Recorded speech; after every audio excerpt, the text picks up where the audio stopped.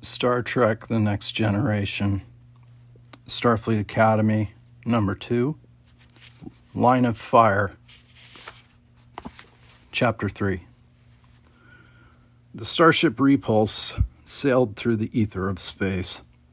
Worf sat in the forward lounge, looking out at the stars as they sailed past, pinpoint streaks of light.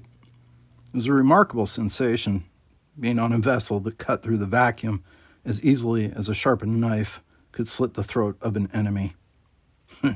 He shook his head. Here he was, eyeing a future in Starfleet, and he was using metaphors that centered on destruction and death. Clearly, he thought, becoming a true Starfleet officer involved far more than academics. It required a complete reordering of one's thought process. That day in Trump's office, as recent as it had been, now seemed a very distant memory. Any lingering doubts about the veracity of their new assignment had evaporated when they transferred from the long-distance shuttle to the transporter room of the Repulse. Tanya had confided to Worf that she'd had the fanciful belief that she could actually feel the pulse of the mighty starship's engines beneath her feet as she walked the decks. He hadn't seen much of Tanya since they boarded the ship. For that matter, he hadn't seen much of any of his friends. They had been wandering the ship, exploring her from stem to stern. At most, there had been quick waves in the corridors or an occasional meal together. It gave Worf pause as he considered the future of the Dream Team. Worf came to the surprising realization that whenever he imagined his future in Starfleet, he started picturing himself aboard a vessel with all the members of his study group alongside him. Tanya down in engineering, Salita as science officer, himself and Zach running security, Mac navigating the ship. Well, that last one actually gave Worf a touch of nervousness. Despite all the time that he had gotten to know Mac McHenry, and his amazing capabilities, the youth still made him nervous. Mac was the only other member of the Dream Team present in the forward lounge at that moment. He was not, however, sitting with Worf. He was over in a table by the corner, surrounded by 4 repulsed crewmen.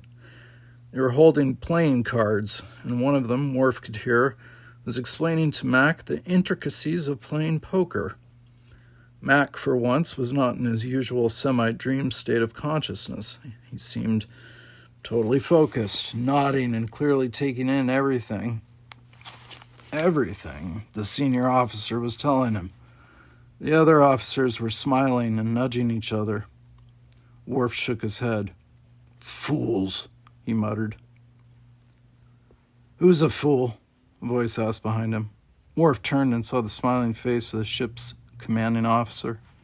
Immediately, Worf was on his feet. "Captain Taggart," Worf rumbled with a deferential nod of his head. Please, Mr. Worf, is it?" Worf nodded, and Taggart continued. "Take your seat. Do you mind if I join you?" "I would be honored." Taggart nodded and sat down opposite him. He had a pleasant, thoughtful look on his face. His hair was just starting to gray, but he had a salt and pepper beard that was clearly way in advance of the hair on his head when it came to silvering up. "So," and he indicated the poker players, "it would seem that your classmate over there has fallen in with a bad crowd." "Sir?" Worf looked over toward the card players, trying to imagine which of these officers might be some sort of villain. "They sense a pigeon, Mr. Worf," said Taggart. "Your Mr. McHenry seems, how shall I put it?" "Incompetent?" offered Worf.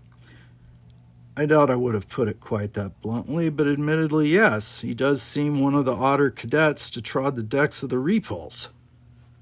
Worf looked back at the card players. Mac wasn't even looking at his cards. He was holding up a chip and studying with intense interest the manner in which the light reflected off it. "Odd, yes," admitted Worf. "And he appears incompetent, I know. However, Captain, Mr. McHenry will win the game." "You're joking." "Mr. Worf, believe me, I value my officers highly, but I have no illusions as far as their mercy on an inexperienced card player goes. Those sharks will eat him alive. With all due respect, sir, you are wrong, said Worf simply. Taggart shrugged. We'll see. They were silent for a moment. So what do you think of the Repulse, Mr. Worf? She is the most magnificent vessel I have ever seen, Worf said flatly. She does you honor. My father spoke often of such ships, but his descriptions did little to convey her full impact. She is a beauty, Taggart said with satisfaction. Newly commissioned, I'm her first captain. It's an incredible feeling, like so many when it comes to Starfleet and space exploration, a feeling that no words can adequately describe. And she has a fine crew. Yes, sir. Worf's terse response prompted a raised eyebrow from Taggart. You do not endorse that statement? They seem quite competent and knowledgeable in their duties. But, Worf looked down at his drink, staring at his own reflection. Permission to speak freely, sir. Interesting, Taggart smiled. Most cadets I've encountered smile and nod and say whatever they think the captain wants to hear.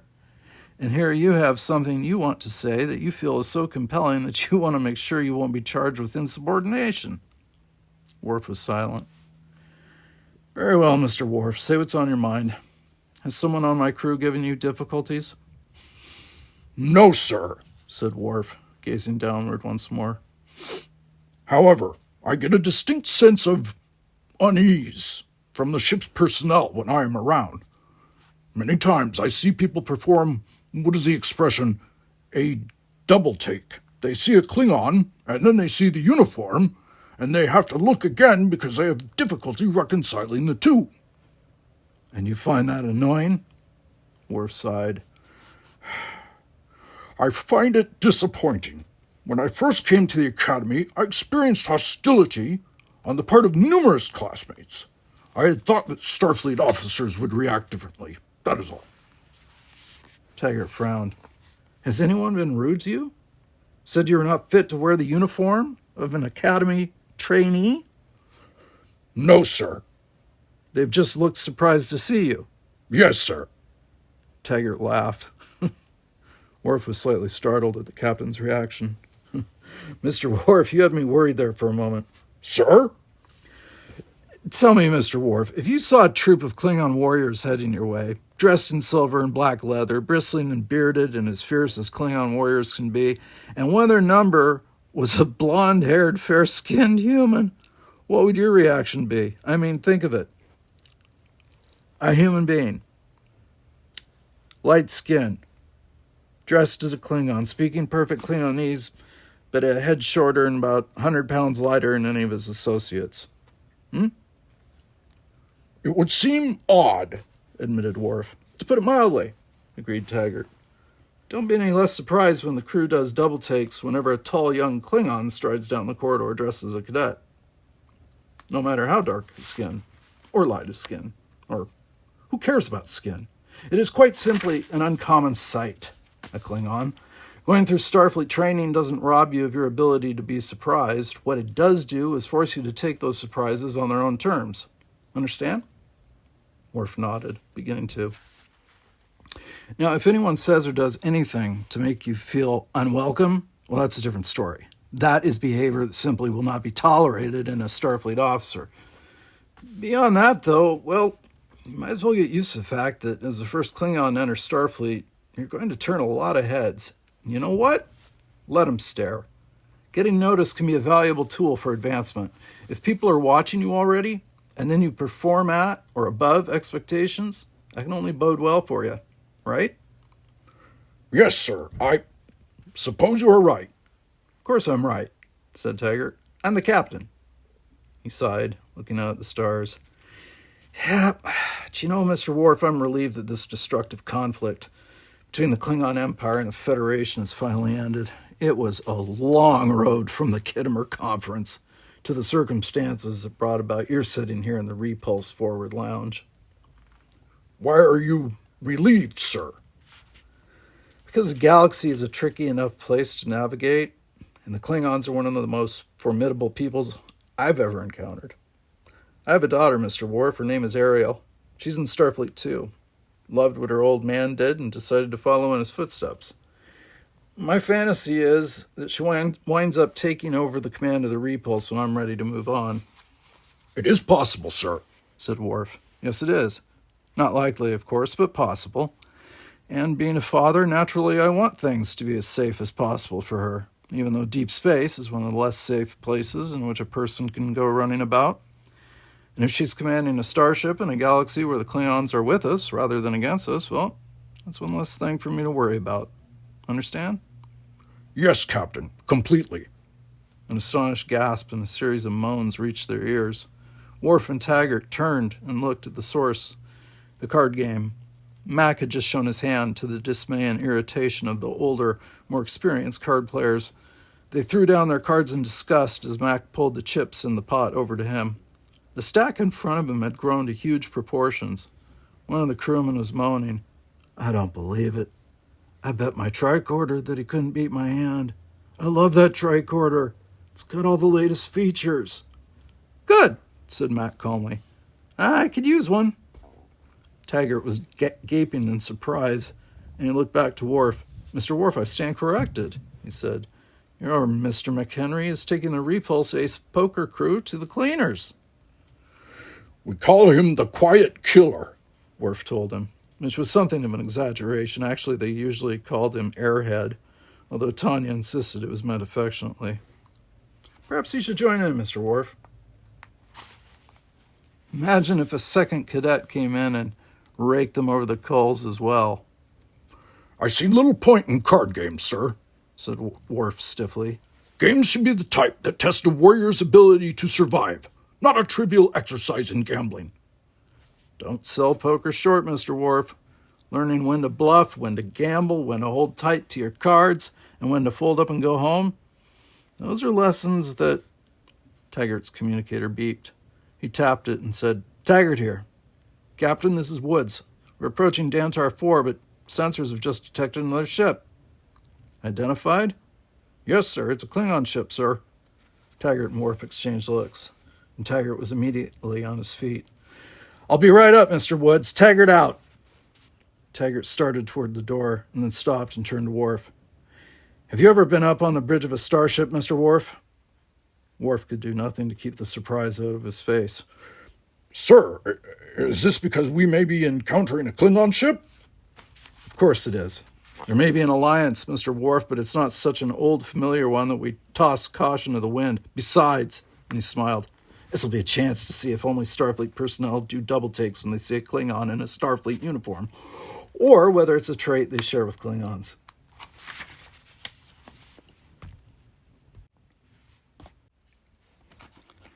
Chapter 4. The Klingon battlecruiser filled the view screen of the Repulse. Worf stood above and to the right of Captain Taggart, who was settling into his command chair. Worf had seen the bridge before when the cadets had been given a tour. Everything was neatly ordered, with calm, muted colors that set a relaxed mood. Relaxed, yet with an undercurrent of efficiency. The command chair was situated dead center. To the captain's immediate right was a chair for First Officer Greer, a strapping young man who was the second in command. The con and ops stations were forward. There was a raised upper deck that had such stations as engineering and tactical, where Worf was now standing facing the view screen. The Klingon ship looked as if it were staring straight at them, right down their throats. Worf felt a swell of pride and excitement. His memories of an actual Klingon vessel were so distant and vague as to be useless, and now here one was, with graceful curving lines. It seemed as if all the strength and majesty of the Klingon Empire were summed up in this one powerful package. For the briefest of moments, Worf imagined himself standing not on the bridge of a starship, but on the bridge of a Klingon vessel. What would he be like, he wondered, if he were side by side with Klingons, warriors, contemplating the image of a Starfleet ship on a viewer? Would he be regarding with contempt a people that he barely knew, because of his own notions about the types of individuals that populated a typical Starfleet vessel. The same individuals who are now his compatriots, his co-workers. If he were part of the Klingon Empire, he might very well be confident in the superiority of all things Klingon and the inferiority of all things non-Klingon. "We're receiving an incoming transmission from the Klingon vessel," said Lieutenant Topper from Ops. "Put them on," said Taggart, crossing his legs. Worf was fascinated to see that Taggart appeared to be putting on an air of total confidence. Being a tough, calm Starfleet officer was the role he was assuming, applying his command face to deal with whatever difficulties presented themselves. The screen flickered for just a moment, and then the scowling face of a Klingon appeared. The bridge of the Klingon vessel was barely visible behind him. In contrast to the repulse bridge, the Klingon bridge was dark and foreboding. What little illumination there was lit the Klingon faces in mysterious fashion. The control chair for the Klingon commander was also dead center, but hanging from a support strut in the ceiling. Dim green, red, and yellow lights flickered all around, the only spots of color in an environment that was mostly gray and black. Worf stared at the commander with rapt attention. It was the first Klingon he'd seen since he was a child, and he felt a thrill go through him. Despite all the care and love his human parents had given him, he had still never been fully able to shake a feeling of loneliness and isolation. In a universe surrounded by humans, the knowledge that there were others of his species out there was very little comfort, especially when young Worf was having difficulty finding anyone his own age who shared his temperament or outlook on life. "This is Captain Kora of the Klingon cruiser Kalila," said the Klingon. "I am..." Then he stopped. His eyes widened in astonishment. Worf knew that Klingons rarely allowed themselves to be caught off guard. He was gazing straight at Worf. Taggart was aware of this, of course, but was utterly calm about it. "Yes, Captain?" he asked. "Who is that?" Captain Kora was close to losing his composure. "Who is who?" "You have a Klingon on board your ship. I do not believe it." Worf would have felt tremendously unsettled at that moment if it weren't for Taggart's dry-as-dust handling of the situation. "I don't quite understand, Captain," he said. "You have lots of Klingons on your ship.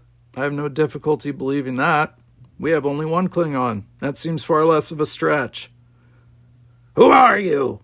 The question was directed at Worf. Worf opened his mouth to speak, but remembered to look to Taggart for permission first. It would have been a serious breach of protocol to start talking with the commander of another vessel while one's captain was present. Taggart gave the matter a moment's thought and then nodded. "I am Worf," he said, moving down to stand beside Captain Taggart. "Worf? You are Worf? And beyond that, who are you?" "Worf, son of Moog." "Beyond that, he is a Starfleet cadet, and as such my concern," said Taggart, clearly deciding that the discussion had gone far enough. "Likewise are you, Captain Kora. You have approached us, hailed us, all without knowing that a Klingon was standing on this bridge. I presume that you had something to say? I would suggest then, sir, that you tell me what that might be, so we can proceed from there."